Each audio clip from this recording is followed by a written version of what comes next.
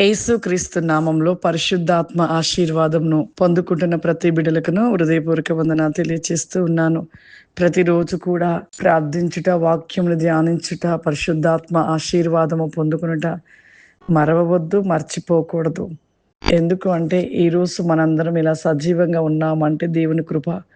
ఆయన కృప లేకపోతే ఎప్పుడూ మనము మరణించేవారము. కేవలము సజీవులుగా ఉన్నాము, క్షేమంగా ఉన్నాము, ఆరోగ్యంగా ఉన్నాము, సమృద్ధిలో ఉంటూ ఉన్నామంటే దేవుని కృప.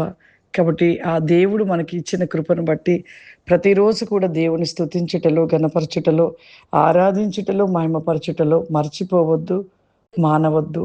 ఈరోజు పరిశుద్ధాత్మ దేవుడు మనకిస్తూ ఉన్న వాగ్దానము సామెతల గ్రంథము 27వ అధ్యాయము 1వ వచనము.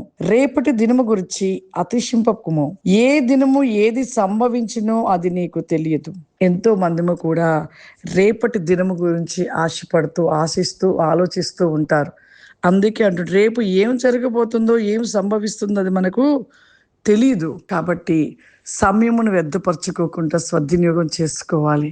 రేపటి గురించి ఆలోచించి, రేపటి గురించి చింతపడుతూ, ఏం తిందుమా, ఏం ధరించుకుందామా, ఏం సంపాదించుకుందామా, రేపటికి ఏం కూర్చుకుందామా, ఇటువంటి తలంపులు, ఆలోచనలు, ఆశలు ఇటువంటివి ఒక క్రైస్తవ బిడ్డలలో ఎప్పుడు కూడా ఉండొద్దు.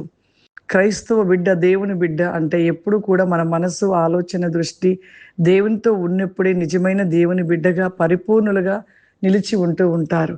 అన్నిల వలె ఈ రేపటి సమయం గురించి, రేపటి ఆలోచన, రేపు ఎలా ఏం ధరించుకుందాం, ఏం తిందాం, ఇంకా ఎలా కూర్చుకోవాలి అనే ఆలోచనలు కలిగిన వారిగా క్రైస్తవులు ఆ విధమైన స్థితిని కలిగి ఉంటే వారి యొక్క స్థితి నిలువెచ్చిన స్థితిగానే ఉంటూ ఉంటుంది ప్రియులారా. కాబట్టి ప్రతి దినము కూడా మన ఆశ, ఆలోచన దేవుని కొరకే మనం తప్పిస్తూ ఉండాలి. ప్రతి దినము కూడా ప్రార్థించడం అస్సలు మర్చిపోకూడదు. ఎన్ని కష్టాలు వచ్చినా, ఎంత సంతోషకరమైన మనం ఇదిలో ఉన్నా, ఎంత బాధ వచ్చినా, వ్యాధి వచ్చినా నీవు లేచి మోకరించటం మర్చిపోవద్దు, ప్రార్థించటం మానవద్దు. ఇంకా వాక్యము చదువుట, ధ్యానించుట, నెమరవేసుట మర్చిపోకూడదు. ప్రతిరోజు కూడా మన జీవితంలో ఆరిపోయే దీపం వలె ఉండకూడదు. ప్రతిరోజు మండుతున్న దివిటిగా ఉండాలి. నిత్యము ఒక నూనె కలిగిన బుడ్డీలో నూనె కలిగిన మరి ఆత్మను కలిగిన వారిగా, ఆత్మపూర్వముగా మనం నిలిచి ఉండాలి. అలా ఉన్నప్పుడు ప్రతి విషయంలో దేవుడు విజయాన్ని ఇస్తాడు, దేవుడు ఆశీర్వదిస్తాడు, దీవిస్తాడు. పరలోకపు ఆ నిత్య రాజ్యపు వారసులుగా మనము నిలిచి ఉంటాము. అక్కడికి మనం చేర్చబడతాము. ప్రార్థన చేసుకుందాం. సర్వశక్తివంతుడా, దయగల తండ్రి, నీకు వందనాలు చెల్లిస్తూ ఉన్నాను ప్రభువా. ఎన్నో అద్భుత కార్యాలు చేస్తున్న దేవుడవు నీవు ప్రభువా. పరిశుద్ధాత్మ తండ్రి, నీకు స్తోత్రములు చెల్లిస్తూ ఉన్నానయ్యా.